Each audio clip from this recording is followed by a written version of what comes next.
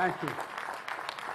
Thank you, thank you, thank you. President Thomas, faculty, staff, alumni, and a special thanks. I'll ask all the folks who helped you get here, your mothers, fathers, grandmothers, grandfathers, all those who got you here, all the way in the back. Please, parents, grandparents, all will help. Stand up because we owe you a debt of gratitude. To all the families.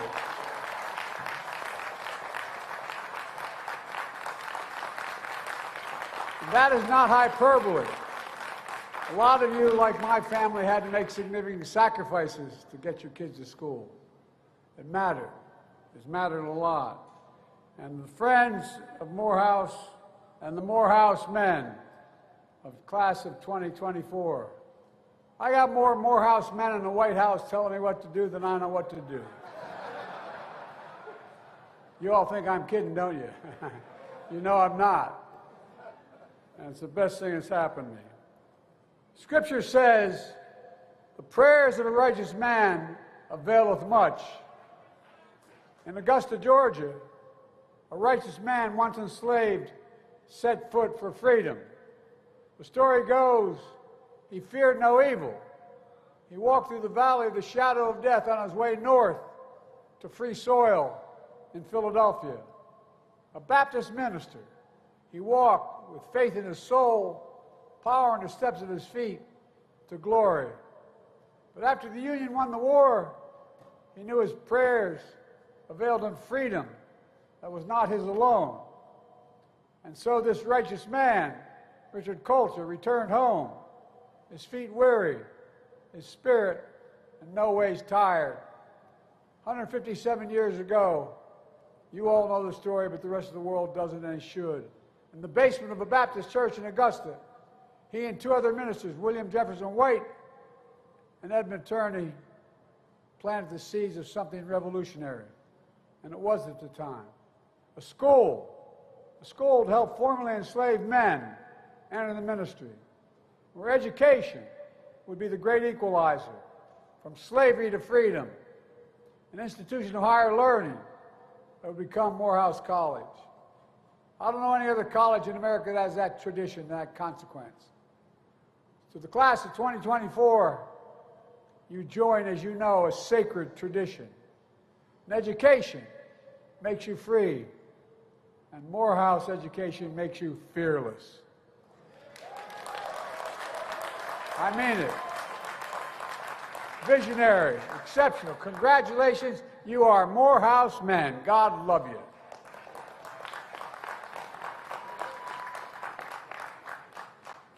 And again, I thank your families and your friends who helped you get here, because they made sacrifices for you as well. This graduation day is a day for generations, a day of joy, a day earned, not given. We gather on this Sunday morning because if we're in church, perhaps it would be this reflection. It would be a reflection about resurrection and redemption.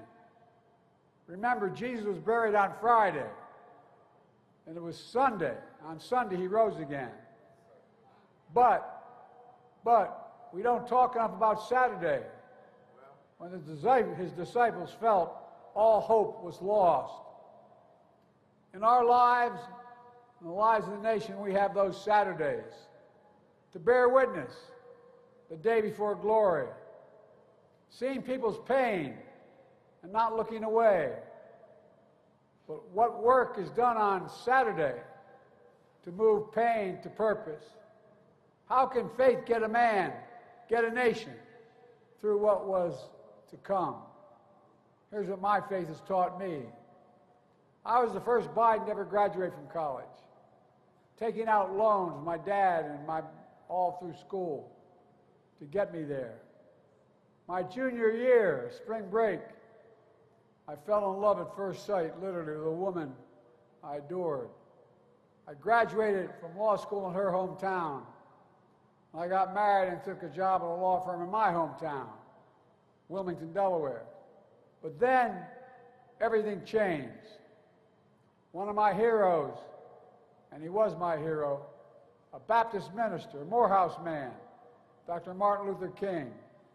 In April of my law school graduation year, he was murdered. My city of Wilmington, and we were, to our great shame, a slave state, and we were segregated. Delaware erupted into flames when he was assassinated, literally. We're the only city in America where the National Guard patrolled every street corner for 9 full months with drawn bayonets, the longest stretch of any American city since the Civil War. Dr. King's legacy had a profound impact on me and my generation, whether you're black or white. I left the fancy law firm I had just joined and decided to become a public defender and then a county councilman, working to change our state's politics to embrace the cause of civil rights. The Democratic Party in Delaware was a Southern Democratic Party at the time. We wanted to change it to become a Northeastern Democratic Party. Then we were trying to get someone to run for the United States Senate the year Nixon ran. I was 29 years of age. I had no notion of running. I loved reading about everybody knew I was going to run. I didn't know I was going to run. When a group of senior members of the Democratic Party came to me, they couldn't find anybody to run and said, "You should run." Nixon won my state by 60% of the vote. We won by 3,100 votes. We won by the thinnest of margins. But with a broad coalition, including students from the best HBCU in America, Delaware State University. You guys are good, but they got me elected. Y'all think I'm kidding. I'm not kidding. But by Christmas, I was a newly elected senator hiring staff in Washington, D.C. when I got a call from the first responders, my fire department in my hometown, that forever altered my life. They put a young woman, first responder, on the line to say, "There's an automobile accident. Tractor trailer hit your wife's car while she was Christmas shopping with 3 children." And she, poor woman, she just blurted out, she said, "Your wife and daughter are killed. My 13-year-old daughter are dead. And your almost 3-year-old and 4-year-old sons are badly injured. We're not sure they're going to make it either." I rushed from Washington to the bedside. I wanted to pray, but I was so angry. I was angry at God. I was angry at the world. I had the same pain 43 years later when that 4-year-old boy who survived was a grown man and a father himself, lying in another hospital bed at Walter Reed Hospital, having contracted stage 4 glioblastoma because he was a year in Iraq as a major, won the Bronze Star, living next to a burn pit. Cancer took his last breath. In this walk of life, you can understand, you come to understand, that we don't know where or what fate will bring you, or when. We also know we don't walk alone. When you've been a beneficiary of the compassion of your family, your friends, even strangers, you know how much the compassion matters. I've learned there is no easy optimism, but by faith, we can find redemption. I was a single father for 5 years. No man deserves one great love, let alone 2. My youngest brother was a hell of an athlete. Did a great thing. He introduced me to a classmate of his. Said, "You'll love her. She doesn't like politics." But all kidding aside, until I met Jill, who healed the family and all the broken places. Our family became my redemption. Many of you have gone through similar or worse and even worse things. But you lean on others.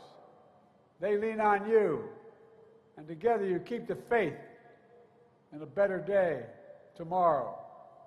But it's not easy. I know 4 years ago, as some of your speakers have already mentioned, it felt like one of those Saturdays. The pandemic robbed you of so much. Some of you lost loved ones, mothers, fathers, brothers, sisters, who aren't able to be here to celebrate with you today. You missed your high school graduation. You started college just as George Floyd was murdered. And there was a reckoning on race. It's natural to wonder if democracy you hear about actually works for you. What is democracy?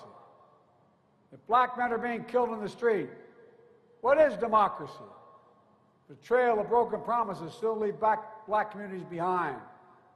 What is democracy? You have to be 10 times better than anyone else to get a fair shot. And most of all, what does it mean, as we've heard before, to be a black man who loves his country, even if it doesn't love him back in equal measure?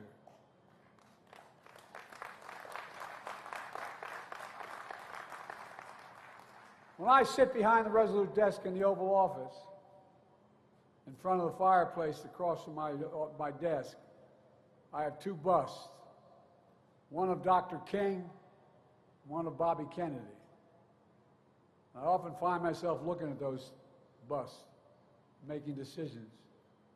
Ask myself, are we living up to what we say we are as a nation? To end racism and poverty? To deliver jobs and justice? To restore our leadership in the world? I look down and see the rose around my wrist. That was that of my late son he had on him when he died at Walter Reed, and I was with him. I asked myself, what would he say?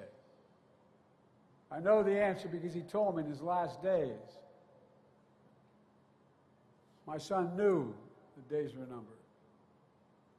The last conversation was, Dad, I'm not afraid, but I'm worried. I'm worried you're going to give up when I go. You're going to give up. We have an expression in the Biden family. When you want someone to know, give your word. You say, look at me. He was lying to me. He said, look at me, Dad. Look at me. He said, give me your word. Give me your word as my father that you will not quit, that you will stay engaged. Promise me, Dad. Stay engaged. Promise me. Promise me. I wrote a book called Promise Me, Dad, not for the public at large, although a lot of people will end up buying it.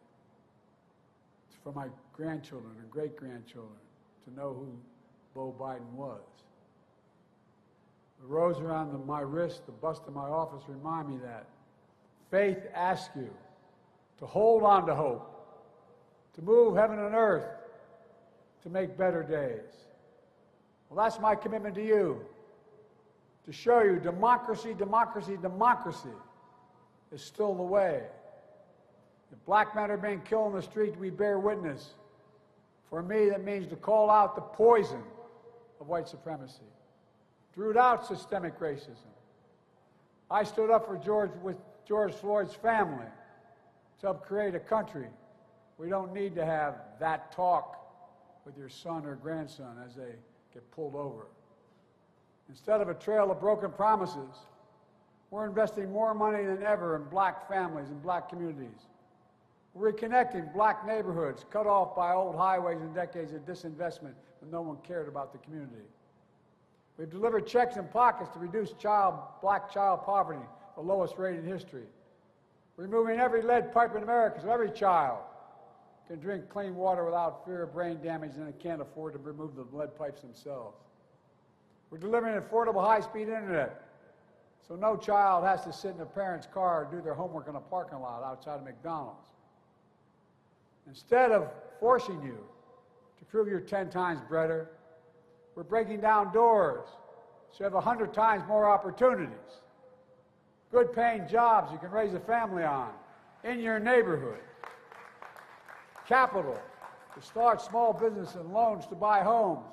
Health insurance, prescription drugs, housing that's more affordable and accessible. I've walked the picket line and defended the rights of workers. I'm relieving the burden of student debt. Many of you have already had the benefit of it, so I can chase your dreams and grow the economy. When the Supreme Court told me I couldn't, I found two other ways to do it. And we were able to do it. because it grows the economy. And I, in addition to the original $7 billion investment in HBCUs, I'm investing $16 billion more dollars, more in our history, because you're vital to our nation. Most HBCUs don't have the endowments. The jobs of the future require sophisticated laboratories, sophisticated opportunities on campus. We're opening doors so you can walk into a life of generational wealth, to be providers and leaders for your families and communities. Today, record numbers of Black Americans have jobs, health insurance, and more than ever. Democracy is also about hearing and heeding your generation's call to a community free of gun violence and a planet free of climate crisis, and showing your power to change the world. But also know, some of you ask, what is democracy? We can't stop wars that break out and break our hearts. In a democracy, we debate and dissent about America's role in the world. I want to say this very clearly. I support peaceful, nonviolent protest. Your voices should be heard, and I promise you I hear them. I determined to make my administration look like America. I have more African Americans in high places, including on the court, than any president in American history, because I need the input. What's happening in Gaza and Israel is heartbreaking. Hamas's vicious attack on Israel, killing innocent lives and holding people hostage. I was there 9 days after. Sent pictures of tying a mother and a daughter in a rope, pouring kerosene on them, burning them, and watching as they died. Innocent Palestinians caught in the middle of all this. Men, women, and children killed or displaced in desperate need of water, food, and medicine. It's a humanitarian crisis in Gaza. That's why I've called for an immediate ceasefire. An immediate ceasefire to stop the fighting. Bring the hostages home.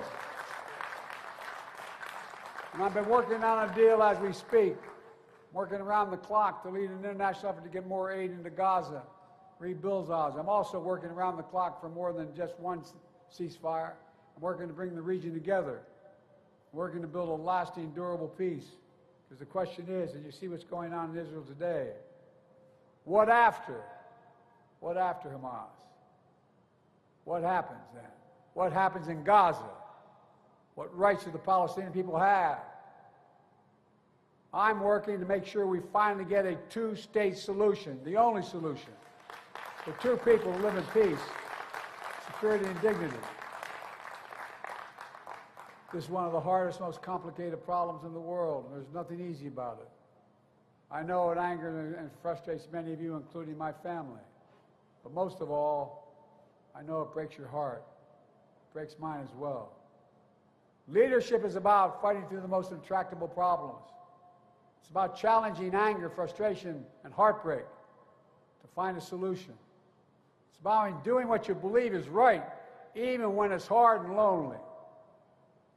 You're all future leaders, every one of you graduating today. And that's not hyperbole. You're future leaders, all of you. You'll face complicated, tough moments. In these moments, you listen to others, but you'll have to decide, guided by knowledge, conviction, principle, and your own moral compass.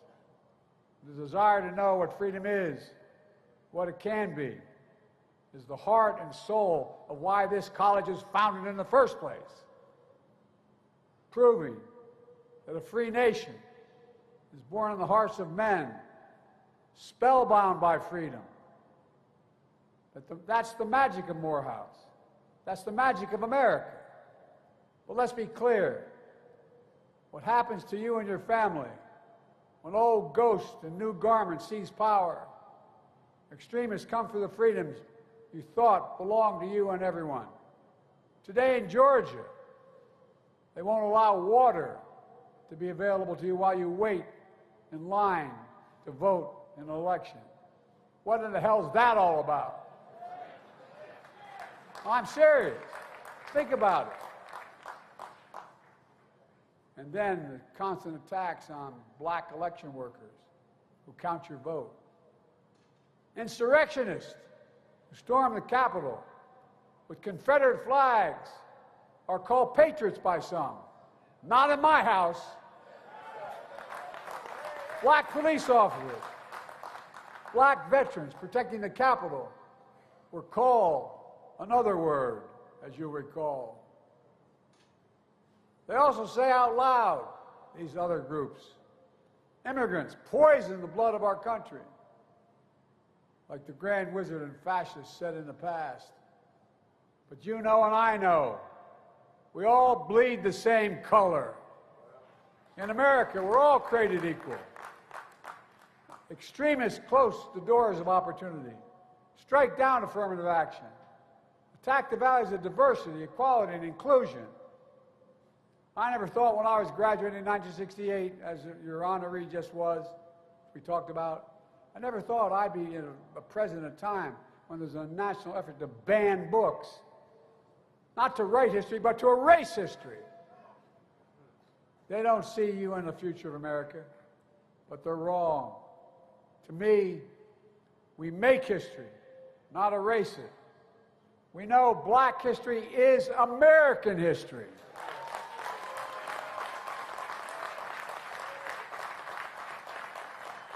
Many of you graduates don't know me, but check my record. You know what I'm saying. I mean from my gut. We know black men are going to help us lead us to the future. Black men from this class in this university.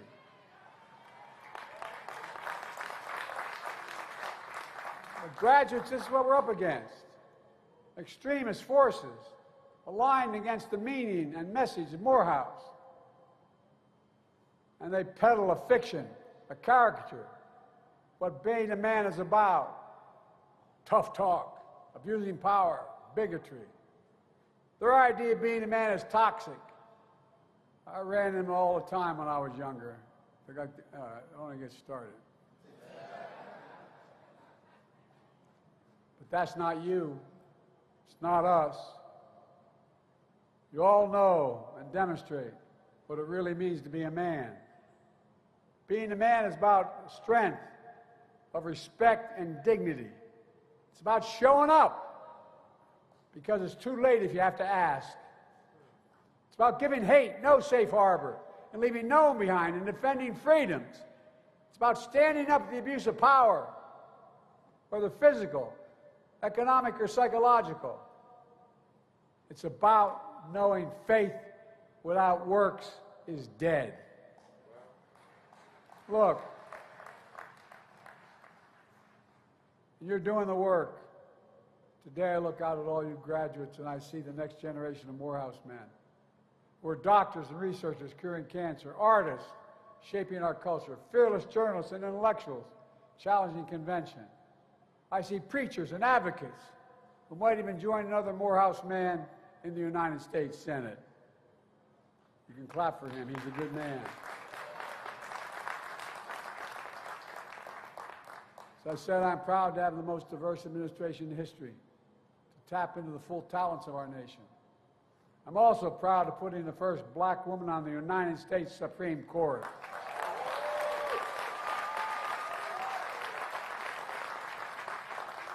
And I have no doubt one day a Morehouse man will be on that court as well. So, you know it. I've been vice president of the first black president and become my close friend, and president to the first woman vice president. Well, I have no idea, no doubt, that a Morehouse man will be president one day, just after an AKA from Howard.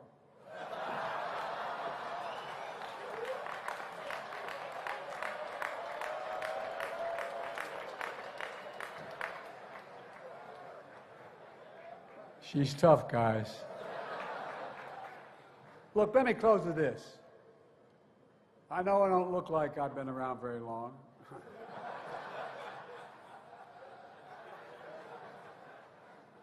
But in my career, for the first 30 years, I was told, "You're too young, kid." It used to stop me from getting on the Senate elevator when I first got there, for real. Now I'm too old. Whether you're young or old, I know it endures. The strength and wisdom of faith endures. And my hope for you is, my challenge to you is, that you still keep the faith so long as you can. That cap on your head proves you've earned your crown. The question is now, 25 years from now, 50 years from now, when you're asked to stand and address the next generation of Morehouse men, what will you say you did with that power you've earned? What will you say you've done for your family, for your community, your country, when it mattered most? I know what we can do.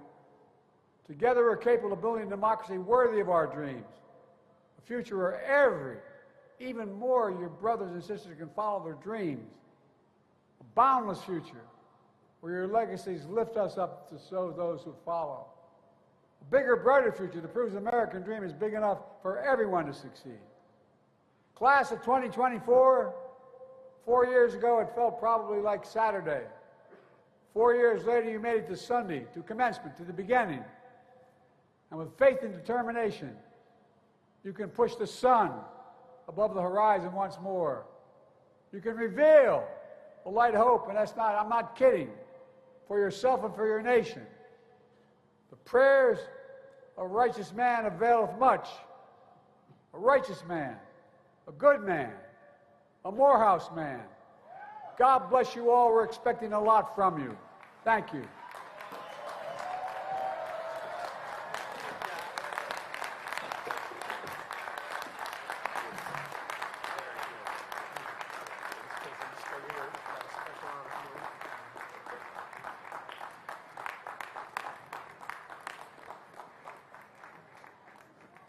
President Biden, thank you for that thought-provoking message. I want to say that from my point of view, you've been listening. You spoke to us about your vision for the future. You spoke to the hard issues confronting our nation and the world at this moment. We are honored to have had you here with us today, and we hope this will not be your last visit to these sacred and celebrated grounds. Please join me again, audience, in thanking President Biden for his generous words.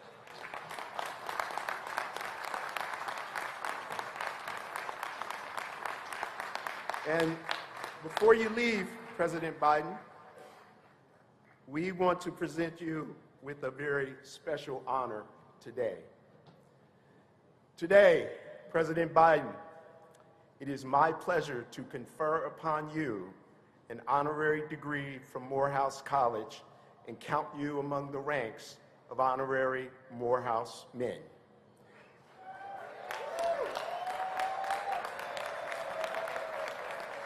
And therefore, with the authority granted in me by the Morehouse College Board of Trustees, I confer upon you, Joseph R. Biden, Jr., the Honorary Doctor of Laws, honoris causa, with all the rights, privileges, and responsibilities appertaining thereunto. Congratulations, Dr. Joseph Biden.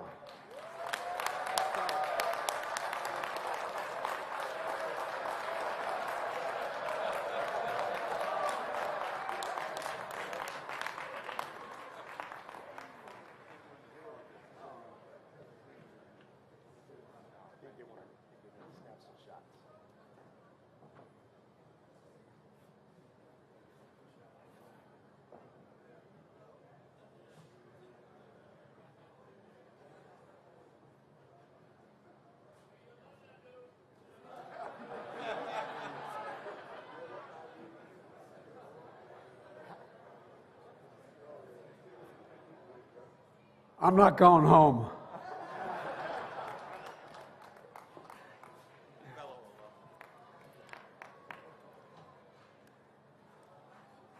Now, the Morehouse College Glee Club will perform the spiritual I Ain't Got Weary Yet, arranged by Courtney Carey, featuring soloist B. Nathaniel Orlu.